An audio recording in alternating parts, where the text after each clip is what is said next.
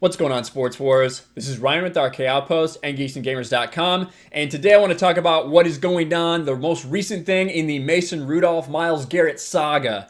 Now, we showed you guys last week the ridiculous fight, Myles Garrett tearing off Mason Rudolph's helmet, although he was provoked, right? Mason Rudolph kind of went after him, and he smashed him in the head. Mason Rudolph's lucky he didn't get seriously injured or potentially die with what Myles Garrett did. Myles Garrett has been suspended indefinitely from the league. Well, today he had his appeal his indefinite suspension. And one of the things that happened in that appeal was he said that Mason Rudolph used a racial slur. Of course, this happens often. We see someone lose control, and then later on down the line, even though no one heard it whatsoever, but the person says, oh, well, they directed a racial slur at me. And that's what I think we have going on here. Incredibly suspicious.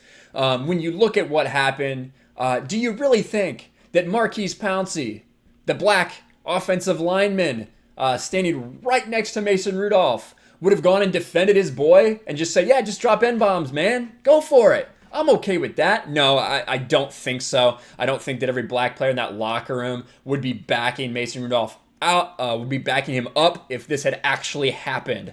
But the NFL did some investigating, and they find no such evidence of Mason Rudolph directing a racial slur at Myles Garrett. And this goes through, I don't really want to read this whole article because it's just a bunch of statements, just a bunch of legal jargon made by representatives for the most part. But he did make those allegations during an appeal hearing with the NFL on Wednesday. And then he made a statement afterwards. The star defensive end issued a statement saying he stood by his claims and expressed disappointment that it leaked. I was assured that the hearing was a space that afforded the opportunity to speak openly and honestly about the incident that led to my suspension. That was not meant for public dissemination, nor was a convenient attempt to justify my actions or restore my image in the eyes of those I disappointed.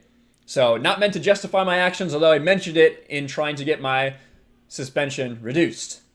I know what I heard. Whether my opponent's comment was born out of frustration or ignorance, I cannot say. But his actions do not excuse my lack of restraint at the moment. I truly regret the impact this had on the league, the Browns, and our devoted fans. I'm sure a lot of people are upset and regret the actions you took. You embarrassed the entire Cleveland Browns organization.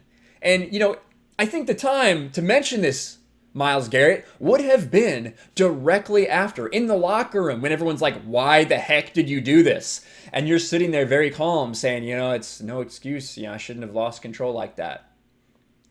Come on, man. This rings so hollow. So let's go look. This is Jake Trotter, who is a Browns guy on Twitter here. Or he's one of the Browns beat reporters. He's the one that, shared a lot of Myles Garrett's initial stuff. John Dorsey, the GM and the coach, are now backing him up too. John Dorsey's saying, as we've consistently stated, our organizational support for Myles will continue. A man of high character and unquestionable integrity. A man of high character and unquestionable integrity. Do we need to play the clip again?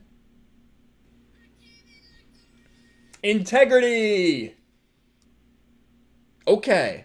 He was open and honest with us about the incident from the start. He has taken accountability for his actions, and the situation will not define him.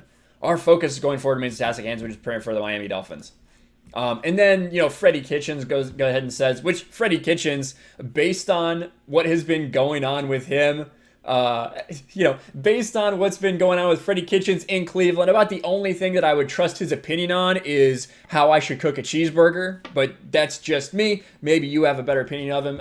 On his coach's show, he says, I have the same sentiments. I don't question Myles' character at all. The type of person he is. He's never wavered with his character. I'll always support Myles Garrett without wavering one bit, just like the organization. So a complete backpedal for the Cleveland Browns between what happened initially. Had a lot of respect for what they said initially. And then what was really funny, and I need to find this tweet, from Baker Mayfield. Here we go. From Jake Trotter, just asked Baker Mayfield about Garrett's allegation that Rudolph used a racial slur, and he seemed pretty stunned.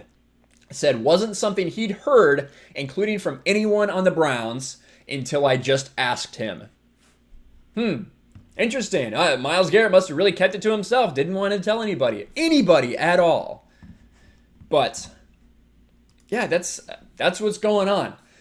It really rings hollow to me. If this actually happened, you would have said it straight up. That I would have said that in the post-game press conference. We have these things where these guys lose control, and then they use this cop-out answer of a racial slur that no one can verify, but everyone feels bad. They're the victim again, even after they did something messed up. That's what I think is happening here. But I want to know what you guys think. It's certainly possible, I guess, certainly possible that he could have said that. Myles Garrett was the only person on the entire field to hear it, and he reacted the way that he did. But tell me what you guys think. Have you heard about this? Do you think that Myles Garrett is telling the truth, that Mason Rudolph used a racial slur, which is why he went off the deep end and nearly murdered the man? Let me know in the comments below. Make sure you subscribe, smash the like button, ring the bell for notifications, and I'll talk to you guys later.